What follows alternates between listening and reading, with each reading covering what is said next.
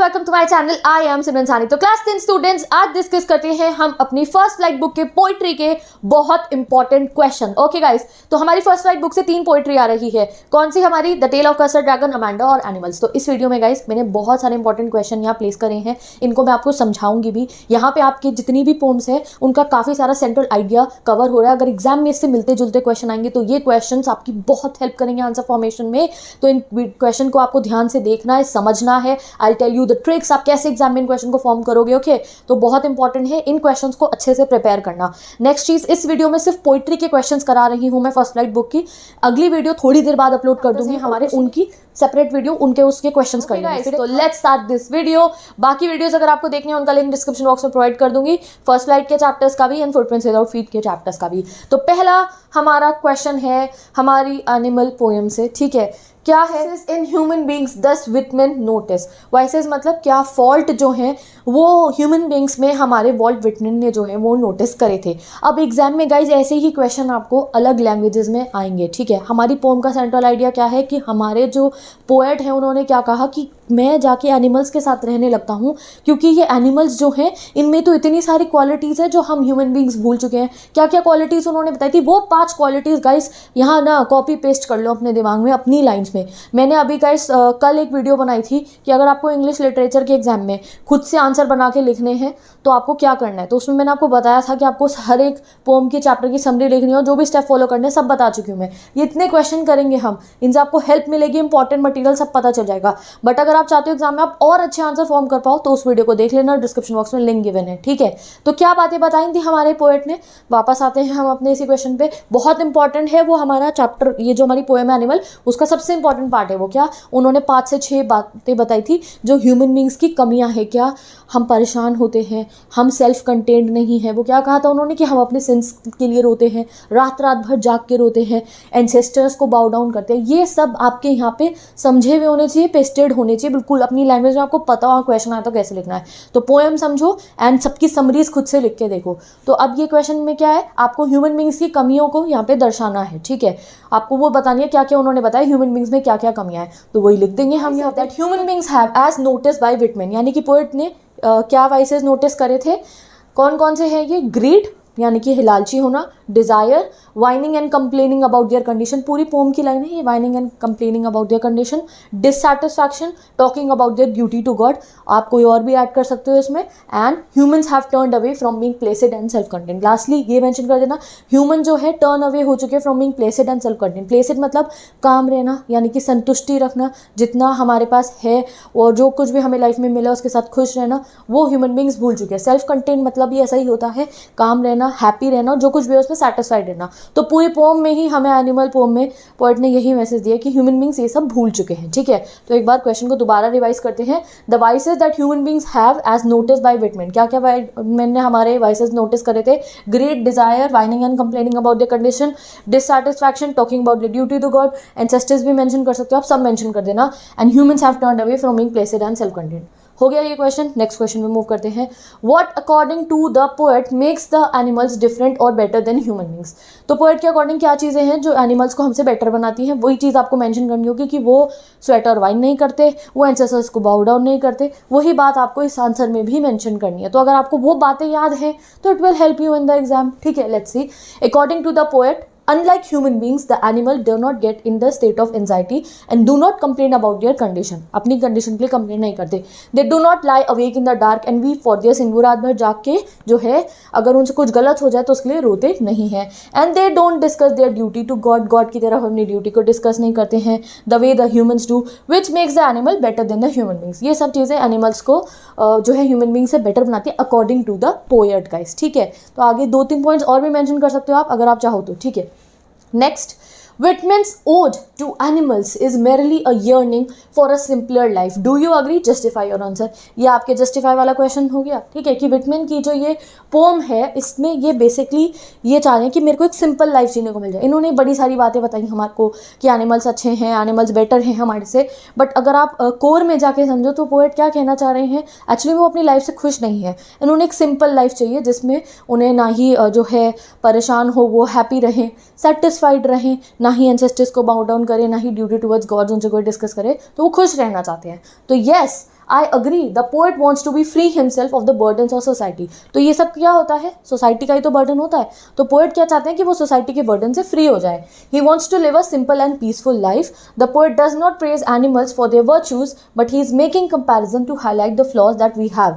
तो एक चीज़ और याद रखो, द पोएट जो है उन्होंने इस पोम में सिर्फ और सिर्फ एनिमल्स की तारीफ़ें नहीं करी है, उन्होंने ये कंपैरिजन शो करा है ये दिखाने के लिए कि ह्यूमन बींग्स ये जो क्वालिटीज़ थी इन्हें भूल गए हैं।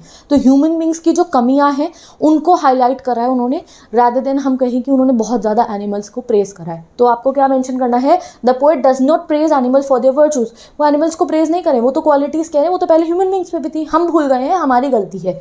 The poet does not praise animals for their virtues but he is making a comparison. वो एक कंपैरिजन बना रहे हैं to highlight the flaws that we have, हमारे हाईलाइट करने के लिए क्या, हमारी कमियां, ठीक है, या वाइसेस आप कह सकते हो, जो अभी हमने फर्स्ट क्वेश्चन में देखा था।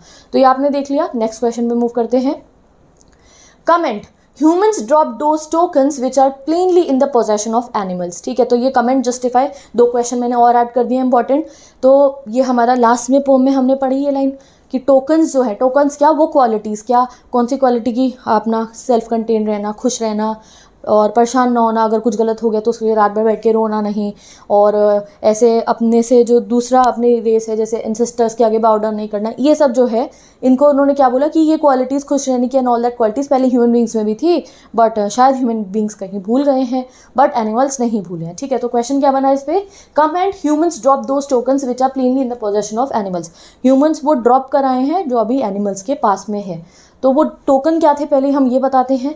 Those tokens of love, sympathy and contentment, contentment मतलब सेटिस्फाइड रहना, खुश रहना, which human shared with the animals at one time, जो हम कभी किसी ज़माने में एनिमल्स के साथ शेयर करते थे, have been negligently drop by human, वो नेग्लिजेंटली हमने गिरा दिए हैं। पोएम में ये पूरी लाइन मैंने एक्सप्लेन करी थी गाइस, 10-15 मिनट का पोएम का एक्सप्लेनेशन है। अगर आपको अभी तक पोएम अच्छे से नहीं पता तो पहले जाके पोएम पढ़ लो, क्योंकि ये सब बातें मैंने पोएम में समझाई थी आपको। ओके, तो पोएट ने क्या कहा कि हमारे पास थी ये सब क्वालिटीज़, बट हमने नेग्लिजेंटली जो है शायद कहीं गिरा दी हैं। ठीक है, हम भूल गए मतलब। Greed over ambition took place to those tokens which humans once shared with animals. और क्यों हम भूल गए हैं, क्योंकि हमारी ग्रीड और हमारा एम्बिशन जो है, ये लाइन आप ऐड कर सकते हो अगर आपको कोई भी ऐसा क्वेश्चन आए इसमें कि क्या मैसेज है इस पोएम का, कि जो ह्यूमन बींग्स है वो इन क्वालिटीज़ को क्यों भूले हैं, क्योंकि ग्रीड, लालच होना, मटीरियलिस्टिक चीज़ों के लिए अगर हमारे पास कुछ है तो हमेशा हमारे को उससे जो है वन स्टेप और ज़्यादा चाहिए होता है। तो ग्रीड और बहुत ज़्यादा एम्बिशियस होना is good, but over ambitious mention करना, that greed and over ambition took place of those tokens. ठीक है, तो इन टोकन्स को, इन क्वालिटीज़ को किसने टेक ओवर कर लिया, जो हमारी ग्रीड थी, लालच ने, और इतना एम्बिशियस होने ने, जो ये टोकन हम पहले कभी एनिमल्स के साथ शेयर करते थे। तो अब एक बार फिर से आपको पढ़ के बता देती हूँ। Those tokens of love, sympathy and contentment which humans always shared with animals at one time, जो एक ज़माने में हम शेयर करते थे, have been negligently drop by humans. Greed over ambition took place of those tokens which humans one shared with animals. Done. Next question पे move करते हैं। अगर आपको ज़्यादा इंपॉर्टेंट क्वेश्चन चेक करने हैं तो ऑलरेडी गाइज आपको पता है, मैं सबकी सेपरेट वीडियो तो ऑलरेडी कंप्लीट करा चुकी हूँ। This is our revision. Animal हो, अमांडा हो, और जितने भी चैप्टर्स हैं, ऑल द चैप्टर की 20-20 मिनट की हर वीडियो में 15 से 20 क्वेश्चन मैं ऑलरेडी करा चुकी हूँ। तो अगर ज़्यादा क्वेश्चन देखने हैं तो वहाँ से देख लेना, यहाँ हमारा रिविजन हो रहा है। तो नेक्स्ट क्वेश्चन है हमारा, justify why does Whitman admire animals, कि क्यों वो एडमायर कर रहे हैं एनिमल्स को। Whitman finds that animal have many virtues which are lacking in man. Again वही बात बोली गई, एनिमल्स में वो क्वालिटीज़ हैं जो हमारे इंसानों में अभी नहीं है। Animals never grumble on their condition, animals कभी परेशान नहीं होते अपनी कंडीशन के लिए। They are not mad for materialistic things, ठीक है, वो मटीरियलिस्टिक चीज़ों के लिए पागल नहीं है। दे ऑलवेज रिमेन सेटिस्फाइड, वो सेटिस्फाइड रहते हैं। They do not have to kneel to any one of their kind, वो अपने काइंड को नील डाउन नहीं करते, यानी कि जैसे हमारे होते सोसाइटी में दैट समवन इज़ रिच, तो या समवन इज, ये इसकी कोई पोजीशन है तो हमें इसको बहुत रिस्पेक्ट करनी पड़ेगी। एनिमल्स में ऐसा नहीं होता है, ना ही वो अपने एंसेस्टर्स के आगे बाउ डाउन करते हैं। That is why Whitman admires animals. तो और भी बात आप ऐड कर सकते हो क्यों वो एडमायर कर रहे हैं, ये कुछ पॉइंट्स मैंने मेंशन करे हैं। ठीक है, नेक्स्ट क्वेश्चन गाइज अब हमारा है अमांडा पोएम से। अमांडा पोएम याद है ना, तो let's see. Amanda is alone but not lonely in the world she इन्विजन्स, यानी कि ये कहा गया है कि अमांडा अलोन है बट लोनली नहीं है उस वाले इमेजिनेशन में अपने उसने क्या किया, सोचा कि मैं मरमेड बन जाऊँ, ठीक है। उसने क्या सोचा कि चलो मैं रपुंजल बन जाऊँ, बट उसको अलोन तो है, अकेली तो है, बट लोनली नहीं है। मतलब कि अलोन रहना तो क्या आप अकेले हो, आपके आसपास में कोई नहीं है, बट लोनली फील करना आप समझ रहे हो कि आपको खुद से ऐसा लग रहा है कि आप क्यों हो अकेले, आपके साथ कोई सपोर्ट करने के लिए होना चाहिए था। नहीं, हमारी अमांडा तो बहुत खुश थी अकेले रह के। उसने क्या कहा, मैं तो अगर रपुंजल बन गई तो मैं तो अपने बाल भी नीचे नहीं करूँगी, मैं किसी को खुद से मिलने को नहीं दूंगी, ठीक है। और उसने क्या कहा, काश मैं ऑर्फन होती, मैं स्ट्रीट्स में मज़े में घूमती। तो उसके लिए उसने क्या बोला था कि ये फ्रीडम बहुत मीठा होगा मेरे लिए, ये साइलेंस कि उसको कोई आके टोक नहीं रहा है, नैग नहीं कर रहा है, उसके लिए स्वीट होगा। तो अमांडा अलोन थी, बट वो लोनली नहीं फील करेगी अगर वो ऐसे वर्ल्ड में अपने चली गई। तो जो उसने इमेजिन करा उसमें वो खुश थी, ठीक है। तो यहाँ बोला Amanda is alone but not lonely. तो येस, अमांडा अलोन तो है अपने इमेजिनेशन वर्ल्ड में, बट लोनली नहीं है। लोनली कैसी फीलिंग होती है कि आप अकेलापन फील करो, अमांडा तो खुश थी उस अकेलेपन में। तो वही हम बताएंगे, Amanda feel that she is being, अब वो ऐसा क्यों कर रहा था, थोड़ा सा हम आंसर फॉर्म करेंगे कि अमांडा ने क्यों इतना सोचा कि मैं अकेली हो जाऊं। तो let's see, Amanda feels that she is being constantly pressurise by her mother. उसे ऐसा लगता है कि उसकी मदर से बार बार प्रेशराइज कर रही है, नैग कर रही है। She wants to be alone and enjoy her life. उसे अकेले रहना है और अपनी लाइफ को एंजॉय करना है। उसे क्या मन है कि मैं चॉकलेट खा रही हूँ तो मैं चॉकलेट खाऊँ, कोई मुझे होमवर्क करने के लिए ना बोले, कोई मुझे शूज़ साफ करने के लिए ना बोले, कुछ भी कोई मुझे ना बोले, उसे अपनी लाइफ को एंजॉय करना है। Amanda wants to be an orphan. अब आपको वो बताना पड़ेगा क्योंकि इस वाले स्टैंजा के बाद ही अमांडा ने कहा था कि साइलेंस भी अच्छा है और फ्रीडम भी अच्छा है। तो अमांडा इमेजिन करती है, यहाँ देखो ये भी गिवन है, justify the statement with reference to any one images she pictures in a mind. तो यहाँ मैंने ऑर्फन वाली दिया, आप मरमेड वाली पिक्चर भी दे सकते हो और अपनी रपुंजल वाली पिक्चर भी ऐड कर सकते हो कि जो जो वो सोचती है। तो Amanda wants to be an orphan because she wants to live her life alone. She wants a peaceful life. She wants to roam around the street and pattern dust with her bare feet. तो orphan वाले में उसने कहा था ना कि मुझे अकेले रहना है, सड़कों पे जैसे वो मिट्टी से खेलते हैं मैं खेलूंगी, तो मुझे कोई कुछ कहने वाला नहीं होगा। मरमेड में वो क्या कहती है, मैं समुद्र में ब्लिसफुली घूमूंगी। रपुंजल में क्या कहती है, अकेले टावर में रहूंगी, टावर की लाइफ बड़ी अच्छी है, मैं अपने बाल नीचे नहीं करूंगी किसी को मिलने के लिए। तो एक इमेज में तीनों में से कोई भी आप लिख सकते हो। और लास्ट में एंड कर देना that she finds silence golden and freedom sweet and she is not lonely in her own company. इसलिए वो अपनी कंपनी में खुद के से बहुत खुश है, वो अपने अकेलेपन में बहुत खुश रहेगी, लोनली नहीं कहेंगे हम उसको। तो she find silence golden and freedom sweet and she is not lonely in her company. ये लाइन ज़रूर मेंशन करनी है इसमें, और ये भी बताना है कि क्यों वो इमेजिनेशन वर्ल्ड में जा रही थी, ये सब सोच रही थी। इमेज आप कोई सी भी मेंशन कर सकते हो। Let's move on to the next question. Next question of Amanda, why does Amanda want to be a mermaid. क्यों बनना चाहती है, तो अमांडा इज एन एस्केपिस्ट, यानी कि जो इमेजिनेशन वर्ल्ड में जा रहा है। She imagines herself to be a mermaid. She wants to live on an island where she is the only inhabitant. वो ये भी कहती है मुझे कैसे आइलैंड पे जाना है जहाँ मैं एक अकेली ही रहने वाली हूँ। She loves freedom. क्यों सोचती है, क्योंकि उसे फ्रीडम चाहिए। She loves drifting blissfully like a mermaid on that lonely island, ठीक है। Next question, what does Amanda yearn for. क्या चाहती है अमांडा, तो बताते हैं। अमांडा एक छोटी सी बच्ची है, तो कैसे लिखेंगे, Amanda is a little girl, she is asked to do और not to do this and that. तो उसकी मदर कभी उसे कहती कुछ करो, कभी कहते कुछ नहीं करो, पता है ना। कहती हैं, कभी कहती हैं कि अमांडा डोंट ईट चॉकलेट, और वो कहती हैं कि अमांडा होमवर्क कर लो। तो इसलिए कभी उसे कहते हैं कि कुछ करो, कभी कहते हैं नहीं करो। She is nagged by her parents. So Amanda yearns for freedom. तो क्या अमांडा चाह रही थी, सबसे ज़्यादा फ्रीडम चाह रही थी वो। She wants to lead a life without any restrictions. उसे बिना रिस्ट्रिक्शन के अपनी लाइफ जीनी है। ये लाइन याद कर लो अमांडा पोएम के लिए, she wants to live her life without any restrictions. आपको हर एक आंसर में काम आ सकती है ये। नेक्स्ट क्वेश्चन पे मूव करते हैं। 9th, is Amanda an orphan, why does she say so. ठीक है, तो अमांडा ऑर्फन नहीं है guys. Amanda is not an orphan as her mother is there for her. उसकी मदर है उसके लिए। She imagines herself as an orphan. वो इमेजिन करती है खुद को ऐसे। She hates being confined in the 4 walls of her house and constantly nagged by her mother. तो उसको अच्छा नहीं लगता कि हर समय अपने घर में रहती है और मेरे को आके मेरी मदर जो है नैग करती रहती है। Being an orphan she can roam around the streets freely. और वो क्या इमेजिन करती है कि अगर मैं ऑर्फन होती तो सड़कों पर घूमती रहती, कोई मुझे कुछ नहीं कहता, और मिट्टी से खेलती रहती, तब मुझे कोई कुछ कहने वाला नहीं होता। तो आप एक बार इमेजिन भी कर सकते हो बच्चे की मेंटल कंडीशन, दैट ये इतनी ज़्यादा प्रेशराइज हो गई है दैट ये ऐसी बातें भी सोच रही है। ठीक है, नेक्स्ट क्वेश्चन पे मूव करते हैं। ये क्वेश्चन आपकी बहुत सारे आंसर फॉर्मेशन में हेल्प कर सकते हैं। क्या है, what do we learn from poem Amanda and what message it is conveys. ठीक है, तो इसमें आप समझो आपकी पूरी पोम का ही एक तरीके से पता चल जाएगा आपको क्या हमने इससे सीखा, क्या इसका मैसेज है। एंड ये लाइन्स भी आपकी हर एक आंसर फॉर्मेशन में हेल्प कर सकती है। क्या है, from the poem Amanda we learn that a child is innocent and very sensitive and very creative as well. तो आपने देखा, ये याद रखो गाइस, अमांडा की 3-4 बातें हमें पता चली। इनोसेंट है, ठीक है, सेंसिटिव है, परेशान हो रही है, और क्रिएटिव कितनी है, देखो सोच रही है मैं मरमेड होती, मैं रपुंजल होती, ठीक है, कितनी अलग अलग सी बातें सोच रही, कह रही है मैं टार में अकेले रहती। क्रिएटिविटी देख रहे हो, इमेजिनेशन कितनी अच्छी है उसकी। तो इनोसेंट भी है, सेंसिटिव भी है, क्रिएटिव भी है। The mother of Amanda keeps nagging her every day which makes her escape into imagination. ये लाइन्स याद कर लो, जो मदर है उनकी उसे नैग करती थी तो इसलिए उसे इमेजिनेशन करना पड़ा, ठीक है। She imagines different things like being mermaid and often and Rapunzel. क्या क्या इमेजिन करती है वो, mermaid, often and Rapunzel. The poet, तो ये हमने बता दिया थोड़ा सा, अब आगे बताते हैं कि पोएट क्या मैसेज कन्वे कर रहे हैं और हमने इससे क्या लर्न करा। The poet from this poem Amanda wants to convey, क्या कन्वे कर रहे हैं, the message that parents in order to make their children well behave give them too many instruction और नैग देम। तो पेरेंट्स अपनी duty समझते हैं कि हमें अपने बच्चों को वेल मैनर्ड बनाना है, उसमें वो बच्चों को बहुत कुछ सिखाते हैं, बट कई बार वो ज़्यादा लिमिट में हो जाता है और क्या हो जाता है, यानी कि आप कह सकते हो लिमिट से ज़्यादा हो जाता है और बच्चों को ऐसा लगता है कि उन्हें नैग करा जा रहा है, ठीक है। तो कई बार पेरेंट्स जो है वो अपने बच्चों को सही राह पे ले जाने के लिए, वेल बिहेव बनाने के लिए उन्हें टू मैनी इंस्ट्रक्शन देते हैं, नैग करते हैं। इनफैक्ट पेरेंट्स को क्या करना चाहिए, in fact they should adopt positive measure acceptable to children. In fact उनको कोई एक ऐसा मेजर लेना चाहिए जिससे उनके बच्चों पे इफेक्ट पड़े, कि प्यार से बैठ के समझाएं उनको, रादर देन कि उनको डांट के समझाएं, तो उन्हें प्यार से समझाना चाहिए। या फिर उन्हें समझना चाहिए कि अमांडा का मूडी, देखा था लास्ट में पता चला कि वो इतना मूडी हो जाती है, तो उन्हें अपने चाइल्ड के बिहेवियर को नोटिस करके समझना चाहिए था कि जो भी उसको वो नैग कर रही हैं बातें समझानी, उसका कोई फ़र्क तो पड़ नहीं रहा था उस पर, वो तो अपनी इमेजिनेशन में जा रही थी। तो पेरेंट्स की ये ड्यूटी है कि अगर उन्हें अपने बच्चों को कुछ सिखाना है तो उसमें उन्हें ध्यान रखना चाहिए कि एक पॉजिटिव मेजर जो बच्चे भी एक्सेप्ट करें उसके थ्रू समझाना चाहिए।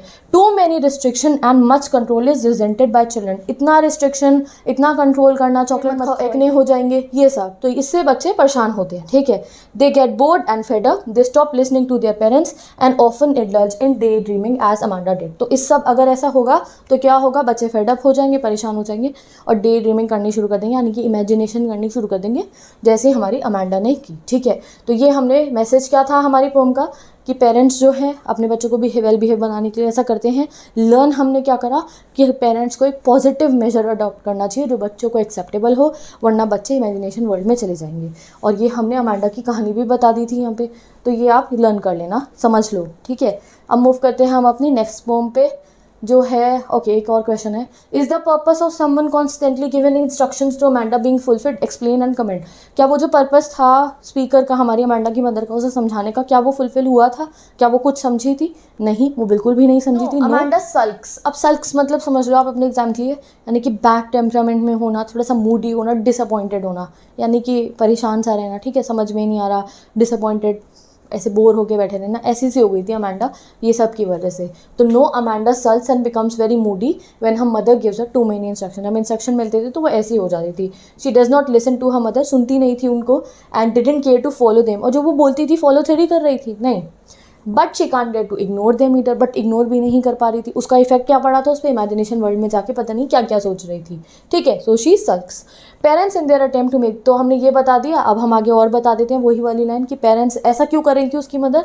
Parents in their attempt to make children well behave give them too many instruction and too much control is resented by children, they get bored and fed up, then they listen to their parents half heartedly and indulge in day dreaming. तो guys वही वाली line जो भी हमने ऊपर समझी थी ना मैसेज ऑफ द पोम में, वो आप यहाँ भी ऐड कर सकते हो, क्योंकि स्पीकर कौन है, अमांडा की मदर है, वही तो इंस्ट्रक्शन देती थी। तो हमने ये भी बता दिया कि उनके इंस्ट्रक्शन देने का कोई फ़ायदा नहीं हुआ। टू मैनी रिस्ट्रिक्शन जब बच्चों पे होते हैं तो वो बोर हो जाते हैं, परेशान हो जाते हैं, इग्नोर करते हैं, डे ड्रीमिंग करने लगते हैं, तो कोई इफेक्ट नहीं था इतने इंस्ट्रक्शन देने का। तो अमांडा की रिविजन हो गया, इंपॉर्टेंट क्वेश्चन देख लिया। अब आते हैं अपनी नेक्स्ट पोम पे, that is the tale of custard dragon, ठीक है। Next, why did Belinda tickle custard mercilessly, why was he teased as Percival. तो वो कह रहे हैं कि वो क्यों उसको टिकल करती रहती थी कस्टर्ड को और उसे परसीवल क्यों बोलती थी। परसीवल कौन है, परसीवल किंग अर्थर की आर्मी का एक नाइट, यानी कि आप कह सकते हो एक सिपाही, एक सोल्जर था। वो बहुत ज़्यादा ताकतवर था, बहुत स्ट्रॉन्ग था, बट वो जंग लड़ने नहीं गया था।